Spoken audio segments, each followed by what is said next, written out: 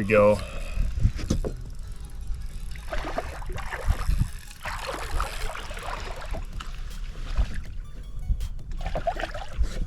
There we go. That is a stud. What a perfect way to start the video out. What's cracking, guys? Just caught myself one close to 4 pounds here. Coosa River stud, spotted bass. We're gonna be talking about kind of a fun topic for myself. The fall to winter transition, where you're chasing after big, fat, spotted bass, largemouth. This is a really fun time of year.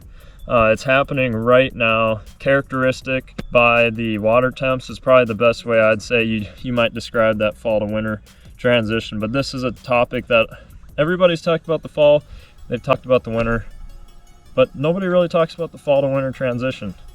And we're gonna get a weight on this fish, and then we're gonna get right into the video, so stay tuned. 3.5 pounder. That is a beautiful fish. I mean, just look at the gut on it. Look at that belly. That's why I love this time of year.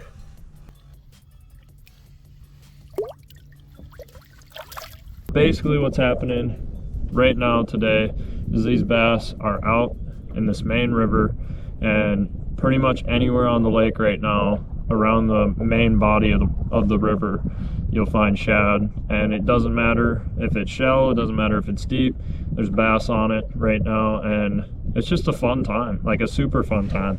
Knowing the right baits to throw for these fish, or just having a general idea coming into it, is going to help out a bunch. Obviously the best bait that has been on the market for the last 2 years is this one right here, and that is the damiki rig, the Scopin rig right there. We just got a little moocher on there, mooch minnow with the 1/4 ounce head. 1/4 ounce is by far the most versatile. For this video, I'm going to start out with my #1 pick, which is this damiki rig, and then we're going to work our way down to my 5th favorite bait. But by doing that, you're going to be able to kind of rationalize and understand my approach to these fish using Livescope, and understand where everything has its place. But the damiki rig is by far, if you're going out fishing and you had one rod, you're going to throw a 7-foot medium. I use this G Loomis NRX and this C3 rod, 7'2" medium right here. Both are very great rods, and just perfect for the damiki rig. You want a good tip, softer tip, but really good backbone, and it's a lot about efficiency with this thing. But you're just placing that right in front of those schools, trying to scope them, get it right in front of them and lead them on as they're swimming one direction or the other, and it just flat out catches them. I mean, I've caught more bass since I've been in the South on the damiki rig than anything else, and I don't think anything else even comes close. It's pretty incredible what that little bait right there can do. It looks just like the shad. The second bait that I really like to throw for these bass in the fall time through the winter transition is jerkbait.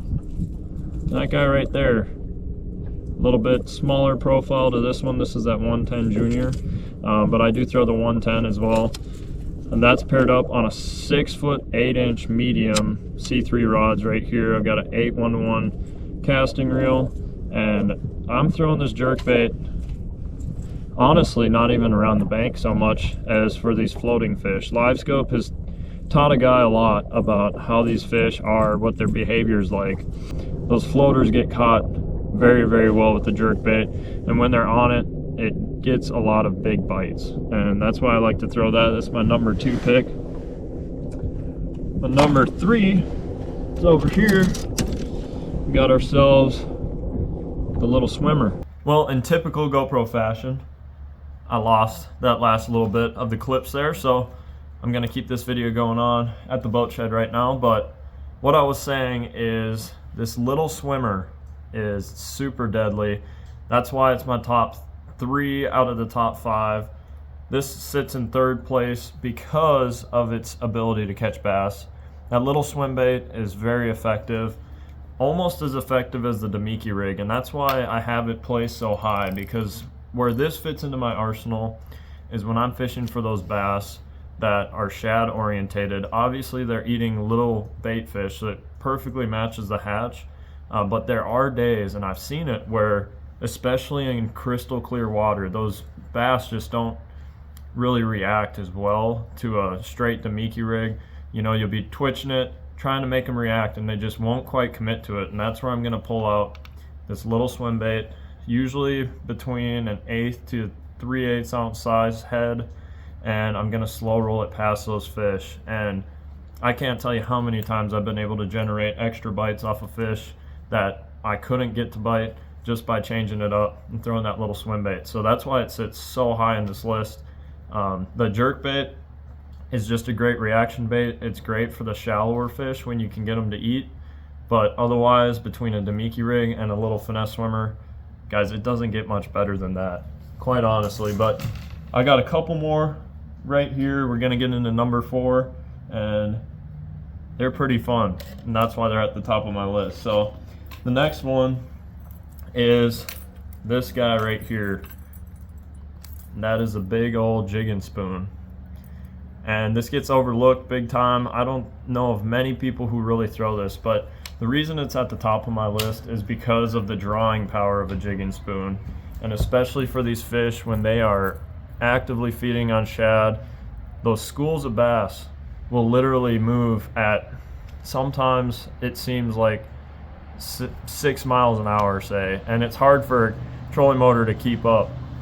And when they're cruising real fast like that, something heavy like this is able to get down to those fish and just makes them react. And that's the main reason why I do throw it, is because it's a heavier presentation. It's going to get their attention. You can use a heavy damiki rig too, and that works super well. But some of the added features to the jigging spoon is having that stinger hook. You can see there I've got a second hook on it. So I've caught several doubles on this thing, and it's just a great tool for these fish when they're actively feeding, especially in this transition period. They move around so fast that you can actually get on them super fast, catch a lot of fish out of a school using this. This is also one of the only baits this year that I've been able to catch more than 2 or 3 bass out of a school on. It's just able to generate bites so well, and that's why it's number 4. And then number 5 here is just an absolute staple in the fall fishing lineup, winter fishing lineup, and that is the spook. We got this one right here.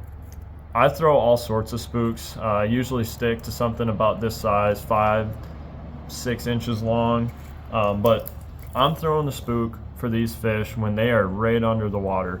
And these are the same fish that I might target with the jerkbait, but a lot of times, whether you're fishing over shallow flats, these fish are floating just under the surface, 2 to 5 feet.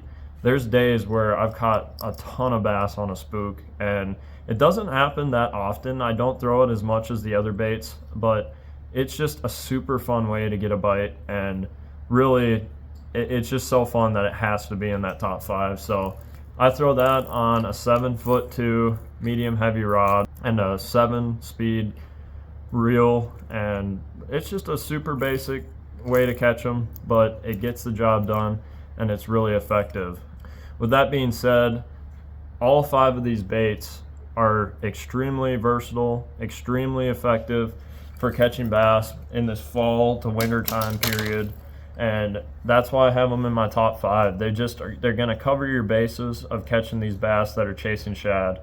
And I can guarantee if you went out on just about any lake in the country right now where they are shad orientated, whether it's the TVA, whether it's the Coosa River, herring fisheries, it's been super fun to learn all this stuff over the years, and this year has been no exception. They've been biting like crazy, and I definitely recommend, if you guys can, get out there this winter as it's leading on into the colder months. It's a fun time. You will not be disappointed to get out there. Go scope around a little bit and go catch some bass. There we go. A little bit better cast on him here. This should be good. And he's just straight up not reacting. So when that happens, there's no point. You just keep on moving. A lot of this is covering water. It's a lot of burning around, looking for fish. And as you get better and better with it, you can kind of pick out based on the size of fish on here, you know, what are big ones, what are smaller ones, and you can actually target them to a point. It looks like these fish are starting to float a little more as the day gets on here. Actually, I'm just seeing another floater here. I think we're gonna try a damiki on this one and just see what he does to it. But he's cruising up to some shad right now. Gonna try to lead him on.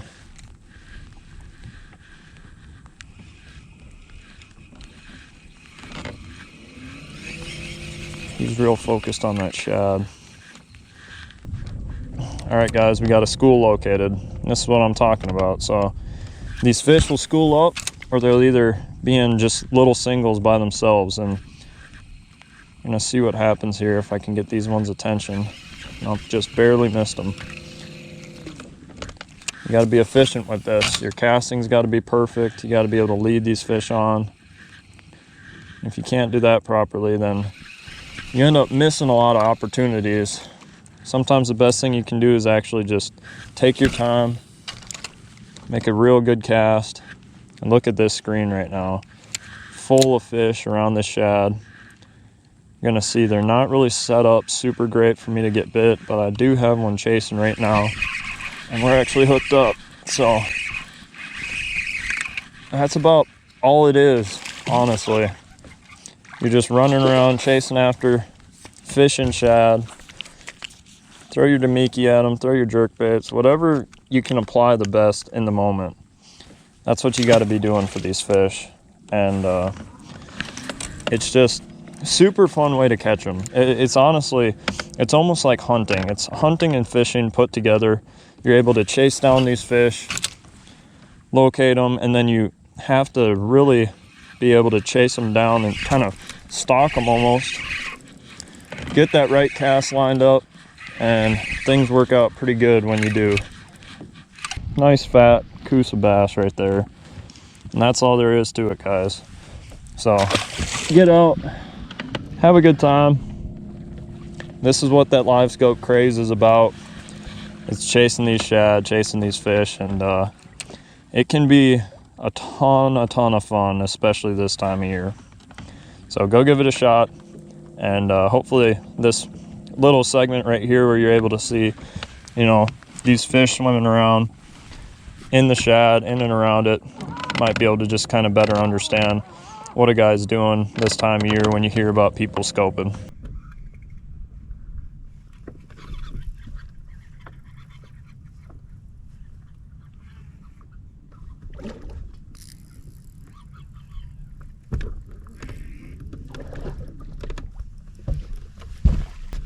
There's another nice one there, 3.5 pounder.